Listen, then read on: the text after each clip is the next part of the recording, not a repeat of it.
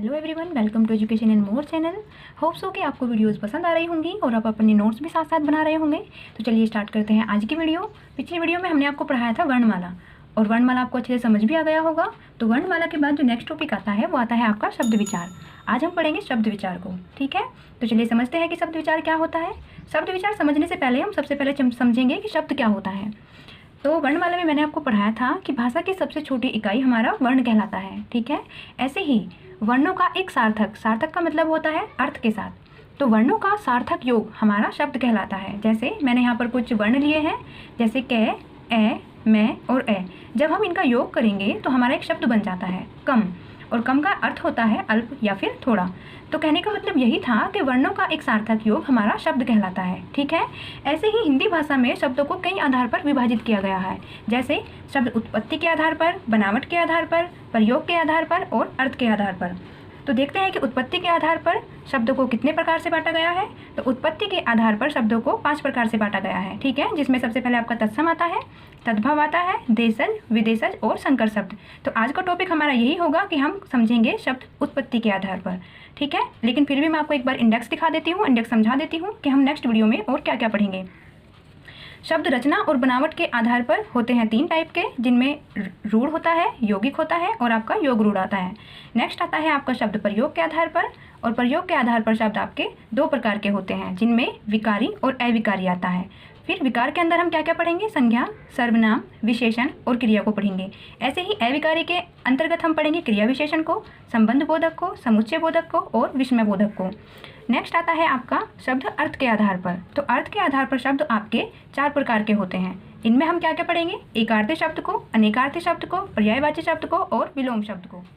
तो चलिए पढ़ते हैं शब्द उत्पत्ति के आधार पर। मैंने आपको बताया उत्पत्ति के आधार पर शब्द 5 प्रकार के होते हैं, और आपको ये याद भी रखना है, बिकॉज पिछली बार DSSB में TGT PGT के पेपर में क्वेश्चन पूछा गया था कि उत्पत्ति के आधार पर शब्द कितने प्रकार के होते हैं। तो आपको ये सब भी बहुत याद रखना है, अच्छे से याद रखना है। तो चलिए देखते हैं कि हम तत्सम किसको कहते हैं। तो जो शब्द संस्कृत के रूप में ही हिंदी में प्रयोग होते हैं उन्हें हम तत्सम कहते हैं। कैसे समझेंगे इसको, हमारी मूल भाषा थी संस्कृत। हम सभी जानते हैं कि संस्कृत हमारी मूल भाषा है, और सीढ़ी दर सीढ़ी हमारी संस्कृत भाषा में परिवर्तन होता चला गया। जैसे संस्कृत के बाद एक भाषा का निर्माण हुआ वैदिक, उसके बाद लौकिक भाषा आई, उसके बाद पाली, प्राकृत, अपभ्रंश और फिर आई हमारी हिंदी, ठीक है। तो कहने का मतलब ये है कि जो शब्द संस्कृत के रूप में ही हिंदी में प्रयोग होते आए हैं उन्हें हम तत्सम शब्द कहते हैं, जैसे अग्नि, सूर्य, वायु, स्नेह और गुरु। एक एग्जाम्पल के थ्रू और समझते हैं ताकि और आपको और अच्छे से समझ में आ जाए। तो देखिए, जैसे मैंने यहाँ पर एक लाइन लिखी है, राम प्रथम श्रेणी से पास हुआ। ये है तो हिंदी भाषा की लाइन, लेकिन यहाँ पर प्रथम हमारा तत्सम हो जाएगा क्योंकि ये संस्कृत का शब्द है, ठीक है। आपको समझ आ गया होगा। फिर से एक बार एक्सप्लेन कर देती हूँ। जो शब्द संस्कृत के रूप में ही हिंदी में प्रयोग होते हैं उन्हें हम तत्सम शब्द कहते हैं। आपको ये भी याद रखना होगा कि संस्कृत भाषा के बाद कौन सी भाषा का निर्माण हुआ और वैदिक भाषा के बाद कौन सी भाषा का निर्माण हुआ, क्योंकि कई बार एग्जाम में ऐसे क्वेश्चन भी पूछ लिए जाते हैं। नेक्स्ट देखते हैं हम तद्भव किसको कहते हैं। तद्भव क्या होता है, वे शब्द जो संस्कृत से ही हिंदी में कुछ परिवर्तन के साथ प्रयोग होते आए हैं, जैसे आग, सूरज, सांप और मोर। तत्सम, जब मैंने आपको तत्सम पढ़ाया था तब मैंने आपको एक शब्द पढ़ाया था अग्नि। ये तो हो गया हमारा संस्कृत का शब्द, लेकिन मैंने आपको बताया कि संस्कृत से हिंदी में कुछ परिवर्तन के साथ प्रयोग होते हैं, उन्हें हम तद्भव कहते हैं। जैसे तत्सम में हमने शब्द पढ़ा था अग्नि, और ये इस शब्द में परिवर्तन हुआ और ये शब्द बन गया आपका आग। तो यहाँ पर अग्नि हो जाएगा आपका तत्सम और आग हो गया आपका तद्भव, ठीक है। जैसे एक और एग्जाम्पल के थ्रू समझते हैं। राम का पहला स्थान आया। जब हमने तत्सम पढ़ा था तब हमने लाइन पढ़ी थी, राम प्रथम श्रेणी से पास हुआ। यहाँ पर प्रथम संस्कृत का शब्द था और वो हो गया हमारा तत्सम। यहाँ पर प्रथम में परिवर्तन होकर ये शब्द बन गया आपका पहला, तो ये हो गया आपका तद्भव। तो आपको तत्सम और तद्भव अच्छे से समझ आ गया होगा। लेकिन कई बार एग्जाम में बहुत सिमिलर से शब्द देखने को मिलते हैं आपको, आप उनमें अंतर कैसे करेंगे कि तत्सम क्या है और तद्भव क्या है। उनके लिए कुछ टॉपिक्स है मेरे पास जो मैं आपको समझा देती हूँ ताकि आपको एग्जाम में एकदम याद आ जाए, ठीक है। तो जैसे सबसे पहले हम पढ़ेंगे संयुक्त अक्षर। संयुक्त अक्षर मैंने आपको पढ़ाए थे वर्णमाला में। संयुक्त अक्षर हमारे 4 प्रकार के होते हैं, जैसे अज्ञेय, श्रेय, त्रेय और श्रेय। तो ऐसे संयुक्त अक्षर जिनसे कोई भी शब्द बना होगा, अधिकांश शब्द बने होंगे संयुक्त अक्षर से, वे सारे के सारे आपके हो जाएंगे तत्सम। जैसे अज्ञान, अज्ञान में यहाँ पे अज्ञा लगा हुआ है, अश्रु यहाँ पर श्रेय है, इक्ष में यहाँ पर क्षय है और आश्रय में यहाँ पर श्रेय है। ठीक है, तो संयुक्त अक्षर से बने अधिकांश शब्द आपके तत्सम हो जाएंगे। एक तो हो गया, ये लाइन आपको याद रखनी है। नेक्स्ट है फिर आपका अनुनासिक। अनुनासिक में जो ये चंद्र बिंदु होता है, ठीक है, तो जितने भी शब्द हमारे चंद्र बिंदु से बने होंगे वे कभी आपके तत्सम नहीं होंगे। क्यों नहीं होंगे? क्योंकि हमारी मूल भाषा थी संस्कृत, और मैंने आपको बताया कि संस्कृत के शब्द ही हमारे तत्सम होते हैं। लेकिन जब संस्कृत बनी थी उस टाइम आपका चंद्र बिंदु का निर्माण नहीं हुआ था, तो आपके चंद्र बिंदु का निर्माण संस्कृत भाषा के बाद हुआ है, इसीलिए चंद्र बिंदु से बने शब्द कभी भी आपके तत्सम नहीं होंगे। ठीक है, नेक्स्ट आता है आपका अनुस्वार। अब चंद्र बिंदु भी एक अनुस्वार है, अनुनासिक है, और एक अनुस्वार होता है। ठीक है, ये दोनों ही अनुनासिक होते हैं आपके। मैंने आपको बताया कि चंद्र बिंदु से बने शब्द आपके कभी भी तत्सम नहीं होंगे, परंतु अनुस्वार अनुनासिक का रूप तत्सम होगा। कैसे? जैसे यहाँ पर एक एग्जाम्पल देखते हैं। यहाँ पर लिखा है कंटक और यहाँ पर लिखा है कांटा, तो ये हो गया आपका अनुस्वार। और मैंने कहा अनुसार से बने शब्द आपके तत्सम होंगे, किंतु चंद्र बिंदु से बने शब्द आपके कभी भी तत्सम नहीं होंगे। जैसे आपने देखा यहाँ पर कंटक लिखा है और यहाँ पर कांटा, तो कांटा आपका तद्भव हो जाएगा और कंटक आपका तत्सम हो जाएगा। और एग्जाम्पल लेते हैं, जैसे ग्रंथि और गांठ।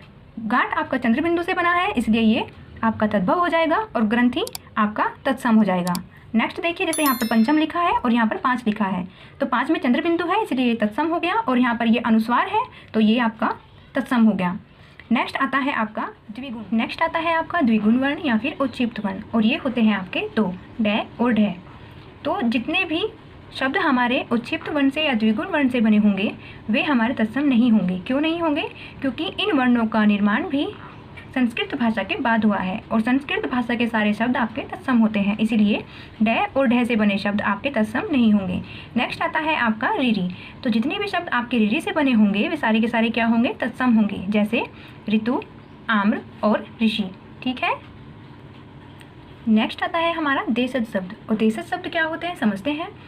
ऐसे शब्द जिन शब्दों का निर्माण हमने अपनी सुविधा के लिए कर लिया हो और बाद में हमने उन शब्दों का प्रयोग अपनी भाषा में भी किया हो, उन्हें हम देशज शब्द कहते हैं। या फिर जो शब्द आवश्यकता अनुसार गढ़ लिए गए हैं और भाषा में प्रयोग होने लगे, उन्हें हम क्या कहेंगे? देशज शब्द कहेंगे। जैसे झाड़ू, थैला, लोटा और खाट। ठीक है, वैसे ही हमारे विदेशज शब्द आते हैं।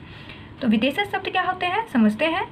दूसरे देशों की भाषा के शब्द जो हिंदी में प्रयोग होने लगे या हिंदी भाषा में प्रयोग किए जाने लगे, उन्हें हम विदेशज शब्द कहते हैं। हमने ये अपनाए क्यों, ये समझते हैं। हमें क्यों विदेशज शब्द अपनाने की जरूरत पड़ी, ये देख लेते हैं। आप सभी जानते हैं कि कई साल तक यहाँ पर विदेशी शासकों ने शासन किया, तो उनकी भाषा के शब्द जो हमें बोलने, समझने, लिखने और प्रयोग करने में आसान लगे, हमने उन शब्दों को अपना लिया। जैसे मैंने एक शब्द लिखा है यहाँ पर रेडियो। ठीक है, रेडियो आपका अंग्रेजी का शब्द है, और रेडियो को हम हिंदी में आकाशवाणी, दूरवाणी कहते हैं। तो आपने देखा कि आकाशवाणी, दूरवाणी आपको बोलने में, समझने में और लिखने में भी टाइम लगता है और प्रॉब्लम भी होती है थोड़ी सी, और रेडियो हमें लिखने में, समझने में, बोलने में आसान लगता है, तो हमने रेडियो को अपना लिया। आकाशवाणी, दूरवाणी बोलना हमने छोड़ दिया। ऐसे ही एक नेक्स्ट एग्जाम्पल आता है, जैसे रेल। रेल भी आपका अंग्रेजी का शब्द है, और रेल को हम हिंदी में कहते हैं लोहपथगामिनी। तो आपने देखा कि लोहपथगामिनी बोलने में बहुत बड़ा है, लिखने में भी बड़ा लगेगा हमें, और रेल हमें लिखने में, समझने में, बोलने में बहुत आसान और छोटा लगेगा, इसलिए हमने रेल को अपना लिया। तो दूसरे देश की भाषा के शब्द जो हिंदी में प्रयोग करने लगे उन्हें हम विदेशज कहते हैं। ठीक है, समझ आ गया होगा। नेक्स्ट आता है आपका संकर शब्द। संकर शब्द क्या होता है समझते हैं। संकर का शाब्दिक अर्थ क्या होता है सबसे पहले ये समझते हैं। संकर का शाब्दिक अर्थ होता है आपका मिश्रित। ठीक है, तो दो अलग अलग भाषाओं के शब्दों को जोड़कर जो शब्द बनाया जाता है उसे हम संकर शब्द कहते हैं। कैसे?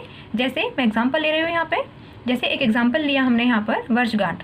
ठीक है, जब हम इसे तोड़ेंगे तो एक शब्द बन जाएगा आपका वर्ष और एक शब्द बन जाएगा आपका गांठ। ठीक है, तो जब हमने देखा वर्ष हमने संस्कृत भाषा से लिया है और गांठ हमारा हिंदी का शब्द है, लेकिन जब हमने इन दोनों शब्दों को जोड़ा तो हमारा एक शब्द बन जाता है वर्षगांठ। ठीक है, ऐसे ही एक नेक्स्ट एग्जाम्पल देखते हैं। यहाँ पर लिखा है बस अड्डा। जब हम बस अड्डा को अलग अलग शब्दों में देखेंगे तो यहाँ पर बस हमारा अंग्रेजी भाषा से लिया गया है और अड्डा हमारा देसी शब्द है। ठीक है, लेकिन इन दोनों भाषाओं को जोड़कर एक शब्द बना लिया गया है बस अड्डा, जहाँ पर बसें खड़ी होती हैं। ठीक है, नेक्स्ट आता है आपका जांचकर्ता।